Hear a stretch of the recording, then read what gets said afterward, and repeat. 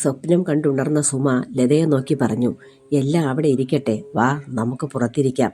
ലത കസേര പുറത്തേക്കിട്ടു. ഒരു ടീപ്പോയും വച്ചു.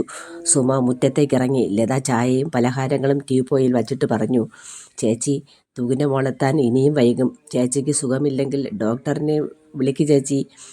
ചേച്ചി വളരെ ഉച്ചത്തിൽ ശബ്ദമുണ്ടാക്കിക്കൊണ്ടിരുന്നു. തീരെ വയ്യാത്ത പോലെ.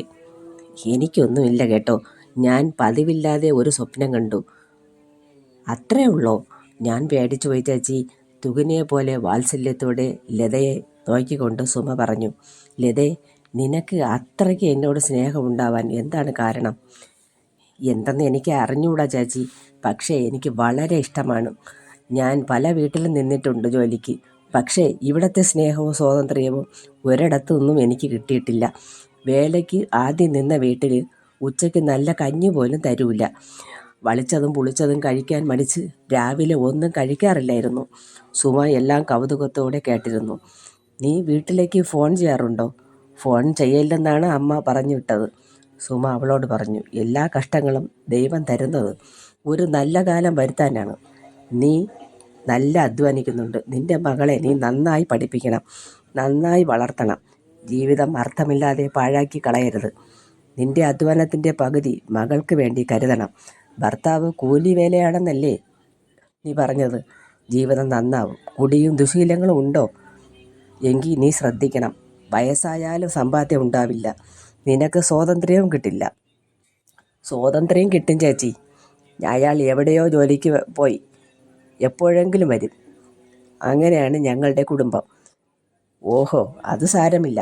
നീ ഉണ്ടല്ലോ മോളെ, നീ നിരാശപ്പെടാണ്ട. നീ വേണം ആ കുഞ്ഞിനെ വളർത്താൻ.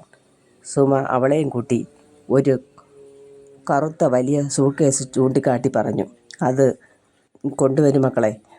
ബട്ടൺ പ്രസ് ചെയ്ത് തുറന്നു. അതിൽ നിറയെ 10 വയസ്സ് പ്രായമുള്ള കുട്ടിക്ക് പാകമായ പല മോഡൽ ഡ്രസ്സുകളായിരുന്നു.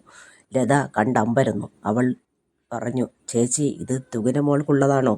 അല്ല മോളെ, മോളുടെ അച്ഛന് റെഡിമെയ്ഡ് ഷോപ്പുണ്ടായിരുന്നു. ഗൾഫിൽ പോയതിൽ പിന്നെ അതെല്ലാം ഇവിടെ സൂക്ഷിച്ചിട്ടുണ്ട്. രഘുവേട്ടനും ടെക്സ്റ്റൈൽസ് ഉണ്ട്. ചിലത് വന്ന് എടുത്തുകൊണ്ട് പോകും. നിനക്ക് ഇഷ്ടപ്പെട്ടത് നീ എടുത്തോളൂ. എനിക്ക് വേണ്ട ചേച്ചി. എനിക്കിതാ ശമ്പളം തരുന്നുണ്ടല്ലോ, വേറെ വാങ്ങിക്കൊടുക്കാം. എൻ്റെ മോൾക്കും എനിക്കും വേണ്ടി ഇതൊക്കെ വാങ്ങാൻ പാടില്ല. കിട്ടിക്കൊണ്ടിരുന്നതിൻ്റെ ഇരട്ടിയാണ് ഇവിടെ നിന്ന് നിങ്ങൾ തരുന്ന ശമ്പളം. അവളുടെ മനസ്സ് കണ്ട് സുമ പറഞ്ഞു, ഞാൻ നിൻ്റെ സ്വന്തം ചേച്ചിയായി നീ കണ്ടാൽ മതി. അവളുടെ കണ്ണ് നിറഞ്ഞു. അവൾ പറഞ്ഞു, ചേച്ചി, ചേച്ചി എന്നെ ചീത്ത പറഞ്ഞടിച്ചാലും സ്വന്തം ചേച്ചി എന്ന് പറയരുത്. എൻ്റെ സ്വന്തം ചേച്ചിയാണ് ഞങ്ങളുടെ ഹൃദയം കവർന്ന് എൻ്റെ കുടുംബമാകമാനം തകർത്ത സ്വന്തം ചേച്ചി. സ്വന്തത്തിന് ഒരർത്ഥവും എനിക്കില്ല ചേച്ചി. സുമ ചേച്ചിയാണ് ഇന്നെൻ്റെ ദൈവം. സ്വന്തം ചേച്ചി ചെകുത്താനായി മാറിയിട്ട് വർഷങ്ങളായി. അതെന്താണ് മോളെ നീ അങ്ങനെ പറയുന്നത്? അതോ, ഞാൻ പറയാം. അവൾ പറഞ്ഞു തുടങ്ങി.